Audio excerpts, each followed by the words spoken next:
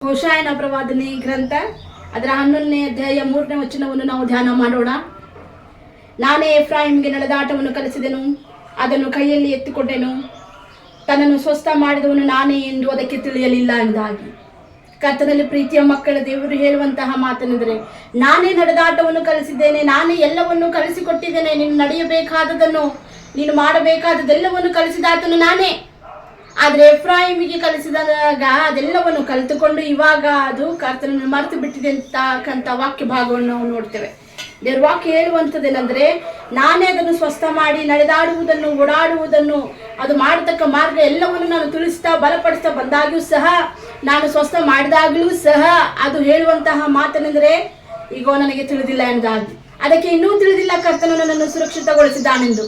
ಈ ದಿನದಲ್ಲಿ ಸಹ ನಾನು ನೀನು ಸುರಕ್ಷಿತಗೊಂಡಿರುವಂಥದ್ದು ಕರ್ತನಿಂದಲೇ. ದೇವರು ನಮಗೆ ಸ್ವತಃ ತನ್ನ ಆರೋಗ್ಯವನ್ನು ಬಲವನ್ನು ಉಂಟು ಮಾಡಿದ್ದಾನೆ. ಅದೆಲ್ಲವನ್ನು ನಾವು ಮರೆತು ಹೋಗ್ತೇವೆ. ದೇವರಿಂದಲೇ ನಮಗೆ ಬಲವು ಶಕ್ತಿ ಉಂಟಾಗಿದೆ ಅನ್ನೋದಾಗಿ, ಆರೋಗ್ಯವು ಶಕ್ತಿಯು ಬಲವು ಈಗ ಕಾಪಾಡಲ್ಪಟ್ಟದ್ದು ಆತನ ಕೃಪೆಯಿಂದಲೇ ಅನ್ನೋದಾಗಿ ನಾವು ಮರೆತು ಹೋಗ್ತೇವೆ. ಸತ್ಯವೇದ ಹೇಳುವಂಥದ್ದೇನೆಂದರೆ, ಆ ಎಫ್ರಾಯಿಮಿಗೆ ಆ ದಿನಗಳಲ್ಲಿ ತಿಳಿಯಲಿಲ್ಲ. ಬಾಲ್ಯದಿಂದಲೂ ನಡೆಸ್ತಾ ಬಂದಂತಹ ದೇವರು, ಬಾಲ್ಯದಿಂದಲೂ ಆತನು ಕಾಪಾಡ್ತಾ ಬಂದಿರುವ ಆತನು, ನಡೆಸ್ತಾ ಬಂದಿರುವ ಆತನು, ಕೈಯಲ್ಲಿ ಹಿಡಿದುಕೊಂಡು ಈಗೋ ತನ್ನ ತೋಳಲ್ಲಿ ಎತ್ತುಕೊಂಡು ಆತನು ನಡೆಸ್ತಾ ಕಾಪಾಡ್ತಾ ಬಂದಿರುವಂಥದ್ದು ಗ್ರಹಿಸಲಿಲ್ಲ.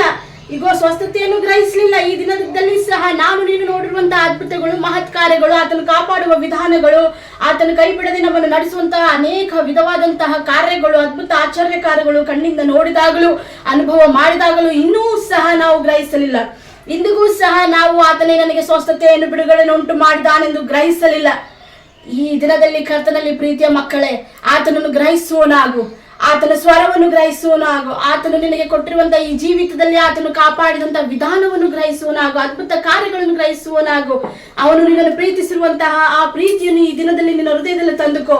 ದೇವ, ಈ ದಿನದಲ್ಲಿ ನಾನು ನಿನ್ನ ಕೈಯಲ್ಲಿ ಕೊಡ್ತೇನಪ್ಪ ರಕ್ಷಕನಾದ ದೇವರೇ.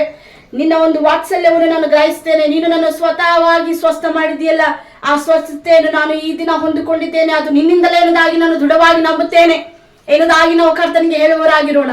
ಆಮೇನ್.